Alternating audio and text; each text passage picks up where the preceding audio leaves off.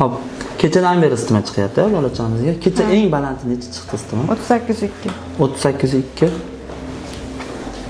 Nechilarda boshlandi kecha paytmi? Yo'q. Bog'chadan kelgan paytda 5larda. Isitmamiz tomog'imiz hisobiga chiqyapti bu bolachamizda. Ha, ichlarimiz o'tishi, ko'nglanishi, qusishi kuzatilmadi bu bolada. Yo'q, kuzatilmadi. Bu ukol oladigan holatda emas hozir. To'g'risi, tabletga yozib beraman. Tabletga ikkita kuydirib olamiz bolacham tomiridan. Chunki nimaga suvsizlanib qolganmiz biz. Suvsizlangan holatda tomirdan kuyib qo'yishimiz sal maqsadga muvofiqroq bo'ladi. Keyin yana bitta narsa tomirdan kuyish misol tushgan paytda yoki ichi ketgan paytda kapelnitsa bolani tuzatmaydi.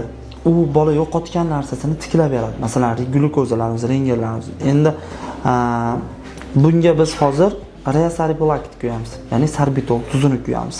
Bu intoksikatsiyani yuvish maqsadida. Qolaversa bolamizda suvsizlanish bor. O'sha suvsizlanishni joyiga qaytarish maqsadida kuyib qo'yamiz tomirlarni. Tomog'imizga sprey yozib beryapman. Sprey sepib turamiz. Men antibiotik olgan eng oxirgi marta Sefot o'zim yozdim shekilli. Sefot. O'sha Sefot ichirib qo'ysangiz bo'laveradi.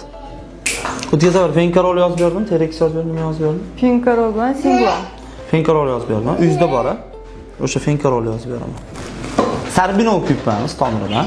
Xohlasangiz Reasarbulak, xohlasangiz Sarbinol, xohlasangiz Neosol. Farqi yo'q. Hammasi tuz, shu sorbitol bo'ladi tarkibi. Mashina istalgan paytida o'tkir aka olib kelsangiz, masalan, hozir massajga boradigan bo'lsangiz, massajdan qaytib keladigan bo'lsangiz, testdan quyib beradi, olib o'tib ketib orasida o'tdim.